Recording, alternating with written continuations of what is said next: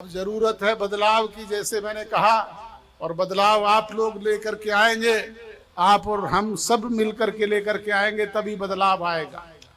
इसके लिए अब वो समय आ गया है कि अपने आप को संगठित करो, इकट्ठा करने का काम करो, और जब भी वो मौका आए, जिस तरीके से हमारे पड़ोसी मुल्कों में, श्रीलंका में जिस तरीके से नौजवानों ने वहां की सरकार का तख्ता पलट करके रातों रात उन्हें भगाने पे मजबूर किया, जिस तरीके से बांग्लादेश के लोगों ने, नौजवानों ने वहां की सरकार का तख्ता पलट करके उन शासकों को देश छोड़ने के लिए मजबूर किया, जिस तरीके से नेपाल में वहां के नौजवानों ने लामबंद होकर के न केवल उनको सड़कों पर पीटने का काम किया, बल्कि रातों रात देश छोड़ने के लिए मजबूर किया।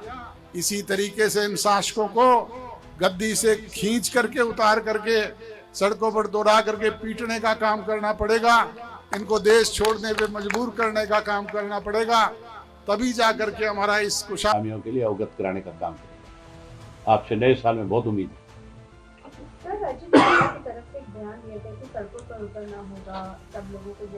झूठ और लूट की दुकान बंद होगी, उनका जिक्र मत करो, कोई और बात करो। नए साल में नई बात करो, बस इस बात को छोड़ो आप। हरियाणा अभय चौटाला और अजय चौटाला दोनों भाइयों को आपने सुना। ओम प्रकाश चौटाला के निधन के बाद से लगातार ये चर्चाएं हैं कि क्या अब चौटाला परिवार एकजुट होता हुआ नजर आएगा, लेकिन ना तो अभय सिंह चौटाला इस विषय पर कुछ ज्यादा बोलना चाह रहे हैं और ना ही अजय सिंह चौटाला इस विषय को कुछ ज्यादा तवज्जो देते हुए नजर आ रहे हैं। हालांकि बार बार प्रेस कॉन्फ्रेंसेस में ये सवाल पूछे जाते हैं, लेकिन कहीं ना कहीं चौटाला परिवार के तमाम सदस्य इस बात से किनारा कर लेते हैं कि पारिवारिक एकजुटता के क्या कोई संकेत संदेश है।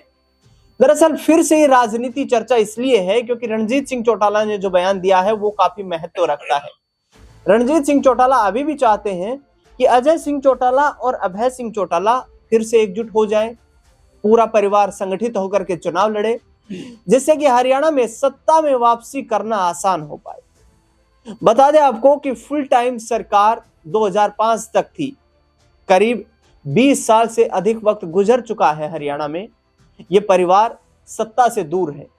हालांकि 2019 से लेकर 2024 तक भाजपा के साथ जननायक जनता पार्टी, जिसके राष्ट्रीय अध्यक्ष और फाउंडर अजय सिंह चौटाला हैं, ये जरूर रहे सत्ता में शामिल, लेकिन चीफ मिनिस्टर की कुर्सी हासिल नहीं कर पाए।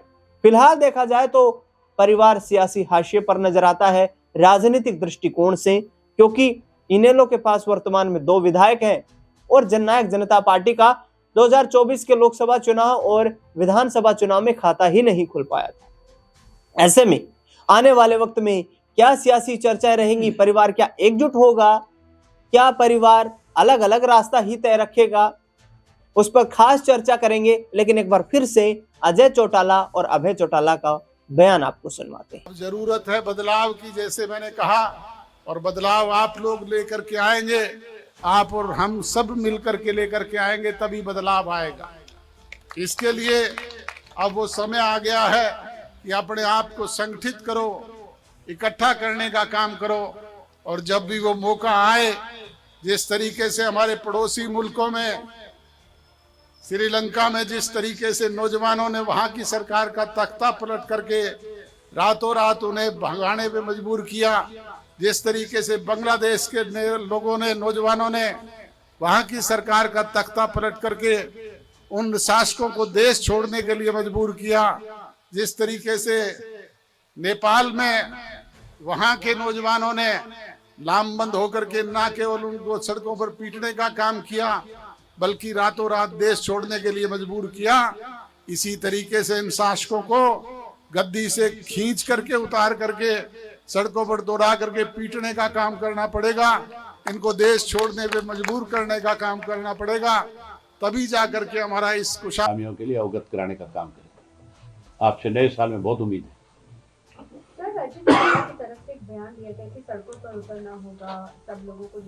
झूठ और लूट की दुकान बंद होगी, उनका जिक्र मत करो, कोई और बात करो। नए साल में नई बात करो, बस इस बात को छोड़ो आप। अभी जी हरियाणा तो अजय चौटाला सीधे तौर पर कहते हुए नजर आ रहे हैं कि युवाओं के हाथ में, महिलाओं के हाथ में वो ताकत है जिससे सत्ता का तख्ता पलट किया जा सकता है। लेकिन अभय चौटाला से जब ये पूछा गया कि क्या आप जेजेपी के साथ आना चाहेंगे या गठबंधन की कोई यहाँ संकेत देते हुए नजर आएंगे, तो उन्होंने कहा कि झूठ और लूट की दुकान बंद हो चुकी है। इस पूरे मुद्दे पर जानकारी लेंगे, मेरे वरिष्ठ सहयोगी अमन जी इस वक्त मेरे साथ जुड़ चुके हैं। सर, बार बार ये चर्चाएं होती हैं, तमाम राजनेता बयान देते हैं कि परिवार को एकजुट हो जाना चाहिए। मनप्रीत सिंह बादल पंजाब के नेता, किसान नेता राकेश टिकैत का हम जिक्र करें, सुखबीर सिंह बादल का जिक्र करें, या खुद उनके परिवार के सदस्य ही रणजीत सिंह चौटाला भी, जब से ओम प्रकाश चौटाला का निधन हुआ है उस वक्त से लगातार ये कहते हुए नजर आ रहे हैं कि भाई मैं कोशिश कर रहा हूं कि परिवार को मैं एकजुट रखूं। तो कैसे देखते हैं आप, क्योंकि दोनों तरफ से इसके संकेत नहीं मिल रहे हैं। देखिए बिल्कुल, और ये बात कोई ऐसी भी नहीं है जो बहुत ही कठिन बात हो, ऐसी बात भी नहीं है जो आपस में तालमेल होने को लेकर कोई बड़ी कह सकते हैं आपस में जो दुश्मनी हो, ये भी नजर नहीं आता। कुछ मुद्दों को लेकर, कुछ बातों को लेकर जरूर अनबन है, अलग अलग राहों पर दिखाई पड़ते हैं, लेकिन क्या ये राहें मुड़कर एक हो सकती हैं, ये बड़ा सवाल बनता हुआ दिखाई इसलिए भी पड़ जाता है दिनेश जी, क्योंकि आपने जिक्र शुरुआत में किया कि 2024 की अगर बात की जाए तो दुष्यंत चौटाला इस उम्मीद में जरूर थे जेजेपी के जरिए कि हम हरियाणा के अंदर एक बड़ा इंपैक्ट छोड़ सकते हैं। अब जब 2024 का लोकसभा चुनाव होता है उससे ठीक पहले अलग भी हो जाते हैं बीजेपी से, और तब भी ऐसा लगता है कि भाई चलिए बीजेपी से अलग हो गए, लेकिन जिस तरह से उनको 15% के आसपास वोट मिला था 19 के आसपास, अब उसी का वो विस्तार करते हुए नजर आएंगे। किसी को उम्मीद नहीं थी कि उनका प्रदर्शन इतना बुरा रहेगा कि एक भी लोकसभा सीट उनके पाले में नहीं आई। उसके बाद जब विधानसभा चुनाव आते हैं दिनेश जी, आपने देखा होगा कई जगह पर, तमाम दर्शकों ने भी देखा होगा कि उनके हेलीकॉप्टर तक को भी नहीं उतरने दिया गया, और हालात ये रहे कि जिस पार्टी के पास 15% के आसपास वोट शेयर था 2019 में, उसके पास 1% का वोट शेयर भी नहीं रह पाता। तो ये अपने आप में पता चल जाता है कि भाई क्या आपको सिर्फ इस बिना पर वोट मिले थे कि आपने बीजेपी के खिलाफ प्रचार प्रसार किया था, और जब आप चुनाव जीत जाते हो तो बीजेपी के साथ में गठबंधन कर लेते हो, फिर जब किसानों का मुद्दा आता है तब भी आप कहीं ना कहीं पीछे एक बैकफुट पे नजर आते हो, कोई फ्रंट फुट पे आके किसी से जो किसानों का हित है वो साधने का प्रयास नहीं करते, रखने का प्रयास नहीं करते। तो क्या इसी एवज में किसानों ने आपका साथ नहीं दिया? तो ये तमाम ऐसे मुद्दे थे जो शायद दुष्यंत चौटाला को उस समय लग नहीं रहा होगा कि भाई इतनी बड़ी मुश्किल उनके ऊपर आ सकती है। लेकिन अब जब आपने जिक्र किया कि अब जब राहों में मुश्किलें नजर आ रही है, इनेलो की बात करें, महज 2 विधानसभा सीटें उनके पास में, लोकसभा सीट उनके पास में भी नहीं है, तो क्या कोई संभावना बन सकती हो? जिस तरह रणजीत चौटाला ने जिक्र कर दिया कि मेरे पास 2-3 रास्ते हैं बिल्कुल, कि मैं बीजेपी में जाऊं जो सत्ताधारी पार्टी है, या कांग्रेस पार्टी में जाऊं जो मुख्य विपक्षी पार्टी है, या फिर अपने परिवार को जोड़ता हुआ दिखाई पड़ूं। तो ये जो बात उन्होंने कही है, देखिए जरूरी ये हो जाता है कि अगर इनेलो पूरी तरह से एकजुट हो जाता है, एक साथ आ जाते हैं इनेलो और जेजेपी, तो शायद हरियाणा के अंदर अपने लिए मजबूती कहीं ना कहीं साबित वो कर सकते हैं। लेकिन अगर अलग अलग राहों पर चलेंगे तो कोई भी उनका जो कदम है बहुत कारगर होता हुआ दिखाई इसलिए भी नहीं पड़ेगा कि कांग्रेस पार्टी और बीजेपी हरियाणा के अंदर काफी ज्यादा मजबूत नजर आ रही है। बिल्कुल, यहाँ पर जेजेपी और इंडियन नेशनल लोकदल के लिए चुनावी रणनीतियां काफी चुनौतीपूर्ण है। 12 मार्च 2024 का वो वक्त दुष्यंत चौटाला को याद रहेगा जब दुष्यंत चौटाला से भारतीय जनता पार्टी ने मुंह मोड़ दिया था। आखिरकार कब सत्ता में वापसी हो पाएगी, ये तो चुनाव पर और उनकी पार्टी के संघर्ष पर ही निर्भर करेगा। लेकिन आजकल दुष्यंत चौटाला भाजपा के धुर विरोधी बन चुके हैं। किस तरीके से नायब सिंह सैनी सरकार पर, केंद्र सरकार पर निशाना साध रहे हैं, उनका बयान सुनवाते हैं। आज हम बैठे और वही हमारे बीच में जिस प्रकार से गड़बड़ घोटाला एचटेट के अंदर हुआ, इसके उपरांत एक एक तथ्य दिग्विजय सिंह ने आपके बीच में रखे। साथियों, ये कोई छोटी बात नहीं है कि इस तरीके से 1250 लोगों को बोनस ग्रेस मार्क्स देकर एचटेट के एग्जाम में पास कर दिया जाता है, और मुख्यमंत्री का इसके उपरांत एक बयान नहीं आता। जो लोग कहते हैं खर्ची नहीं पर्ची नहीं, वो लोग दी हुई पर्चियों को भी जलाने का फाड़ने का काम करते हैं। ये साफ दिखता है कि इस सरकार के अंदर पिछले 1 वर्ष के अंदर शिक्षा की हरियाणा प्रदेश में स्थिति क्या है। दिग्विजय सिंह तो कह रहे थे 3 महीने पेपर रखने पड़ते हैं। सुप्रीम कोर्ट के आदेश है साथियों कि रिजल्ट आउट होने से लेकर 2 साल तक किसी आरटीआई में अगर जवाब मांगना चाहिए, किसी और इंक्वायरी के अंदर कोई आ जाता है, तो एग्जामिनेशन सीट हमें संभाल कर रखनी पड़ती है। और मैं तो चाहूंगा कि अगर इस पे मुख्यमंत्री कार्रवाई ना करे, तो अवतार जी हमारे लीगल सेल के अध्यक्ष रहे हुए हैं, लीगल सेल में देवेंद्र भी है, अब तो प्रधान बन गया, कई वकील साथी यहां पर भी। आप लोग बैठकर इस पे एक एक तथ्य पर पूरी जांच करो। हमें अगर पीआईएल के तौर पे पार्टी की तरफ से हाईकोर्ट भी जाना पड़े, तो इस लड़ाई को युवाओं के भविष्य के लिए हम लड़ने का काम करें। और मैं तो पत्रकार साथियों से कहूंगा, मुख्यमंत्री के, पूर्व मुख्यमंत्री के, बीजेपी के मंत्री के आगे माइक लगा के तो आप पूछ लेते हो कि डॉक्टर साहब ने कह दिया, डॉक्टर अजय सिंह चौटाला ने कह दिया आंदोलन करना पड़ेगा, और वो कहते हैं ये भाषा। अरे आंदोलन तो करना पड़ेगा, नहीं पड़ेगा? जब युवाओं के, हजारों युवाओं के भविष्य के साथ ये भारतीय जनता पार्टी की सरकार खिलवाड़ कर रही है, तो क्या हमारी नैतिक जिम्मेवारी नहीं बनती हम लड़ाई लड़े, हम सड़कों पर उतरे? मुझे बताने का काम करो साथियों कि केंद्र सरकार को उठा लो। आज 11-11.5 साल हो गए, ग्रुप सी और डी की क्या हालात देश में बना दी है। आज प्रदेश सरकार को उठा लो। ये कौशल रोजगार के नाम पर ग्रुप सी और डी को पूरी तौर पर प्रदेश से समाप्त करने की जो इनकी प्लानिंग है, ये एकमात्र इनका एक ही सोच को आगे दिखाता है कि प्रदेश में रोजगार को समाप्त करने का काम किया जाए। अरे लड़ाइयां लड़नी पड़ेगी, केवल मात्र एक ये लड़ाई नहीं कि हम बात करें और फिर मुद्दा छोड़ दें। मुझे याद है एमडीओ के छात्र ये दीपक और इनने एक मुद्दा लाके हमारे आगे रखा कि जी हमारी नैक रेटिंग खत्म होगी। नैक रेटिंग खत्म होने की वजह से एमडीयू के 1.5 लाख के लगभग बच्चों का भविष्य गर्दिश में था। यह आपकी पार्टी थी, महामहिम के पास गई और दूसरे दिन केंद्र सरकार को नैक को दोबारा लागू करना पड़ा। केवल मात्र 1.5 लाख हरियाणा के बच्चों के भविष्य की बात नहीं थी, ये बात थी तो 1.5 करोड़ से ऊपर युवाओं की। हमने देश के युवाओं की लड़ाई लड़ी, पूरे देश में किसी और पॉलिटिकल पार्टी ने तो नहीं लड़ी।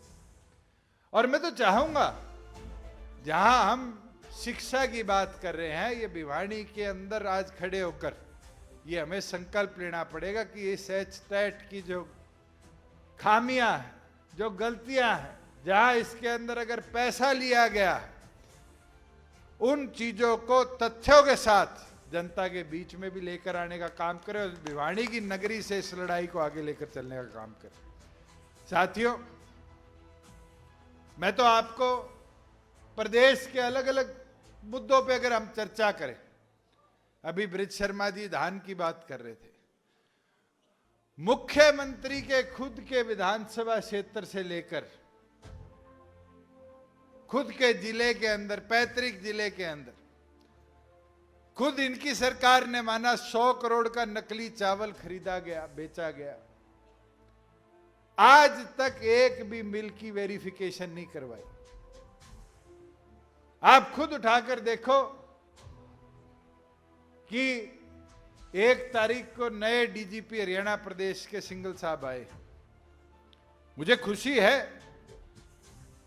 कि अगले ने पहले अपने प्रेस कॉन्फ्रेंस में कहा कि हम लड़ाई लड़ेंगे, जो विदेश में बैठे हैं वो आतंकवादियों के तौर पर है, जो आतंक मचाने का काम कर। और मैं उम्मीद करता हूं कि प्रदेश की कानून व्यवस्था को सुधारेंगे, मगर एक पीड़ा भी होती है कि उनको अपनी पहली प्रेस कॉन्फ्रेंस में कहना पड़ता है, कितने 10,000 10,000 के लगभग लोग फरार हैं। इसका मतलब जो पहले थे उनने प्रदेश में व्यवस्था ऐसी बनाई जिसने अपराधियों को खुली छूट दे रखी थी कि प्रदेश में अपराध करो और भाग जाओ। हम तो उम्मीद रखते हैं नव वर्ष प्रदेश की कानून व्यवस्था में सुधार लाने का काम करे। वही साथियों, मैं तो उम्मीद करता हूं कि संगठन पे तौर पर, जैसे ब्रिज शर्मा जी ने कहा, हमें काम करना पड़ेगा। दिग्विजय सिंह अपनी जिम्मेवारी निभा रहे, मगर उसके साथ साथ युवा साथियों, आप सबको भी जिम्मेवारी निभानी पड़ेगी। भिवाड़ी जिले के प्रत्येक गांव में जाकर जो मुहिम हमने शुरू करी थी बूथ योद्धा की, उस मुहिम को आगे लेकर चलना पड़ेगा कि हर बूथ पर एक युवा साथी योद्धा की तरह खड़ा होकर पार्टी के लिए काम करे। और वही जनरल इकाई के साथियों से निवेदन करूंगा, ये वर्ष बड़ा महत्वपूर्ण है संगठन की ताकत को बढ़ाने के लिए। 10 तारीख का समय है हल्का कार्यकारिणी और जिलों के सेलों की कार्यकारिणी घोषित करने का। जितेंद्र जी, यह आपकी जिम्मेवारी है, जिले के आप और कृष्ण जी कप्तान। ये लड़ाई जो कागज की है, कलम की है, ये सबसे मजबूत लड़ाई है। अगर जिम्मेवार मेहनती साथी को जिम्मेवारी देकर संगठन में खड़ा करोगे तो आपकी हर लड़ाई में वो आपके साथ खड़े होकर लड़ने को तैयार हो। भाई, मेरी माताओं बहनों से कहूंगा, 50% आबादी आपकी है, अपनी ताकत को मत भूलो। आप लोग एक चीज समझो कि 2029 के चुनाव में अगर 33% लागू हो गया तो भिवाड़ी विधानसभा जिले की 4 सीटों में से कम 1 सीट पर महिला उम्मीदवार के तौर पर उतरना पड़ेगा। और ये जिम्मेवारी जब बखूबी निभेगी जब मेरी माता बहनें हर चूल्हे चौकी तक जाकर पार्टी के साथ नई माताओं बहनों को जोड़कर इस संगठन की ताकत को बढ़ाए। और मैं तो सबको कहूंगा, जब हमने महिला की मूवमेंट शुरू करी, चुनरी चौपाल चलाई, तो भिवाड़ी जिले का एक अहम योगदान रहा और उसने प्रदेश में एक महिला सशक्तिकरण की सोच को ताकत दी। और आज मुझे खुशी है कि हम चाहे 10% के हिस्सेदार थे, मगर माताओं बहनों को 50% पंचायती राज में हिस्सा दिलाने में कामयाब रहे। हम चाहे 10% के हिस्सेदार थे, मगर 33% राशन डिपो को महिलाओं में हमने वितरण करने का काम किया। और यह मुमकिन जब हो पाया जब आप लोगों के आशीर्वाद ने हमें ताकत दी। और मैं उम्मीद रखता हूं कि इस 2026 के वर्ष के अंदर आप सभी इसी ताकत के साथ, जोश और उत्साह के साथ मैदान में उतरकर जननायक जनता पार्टी की ताकत को और बढ़ाने का काम करोगे।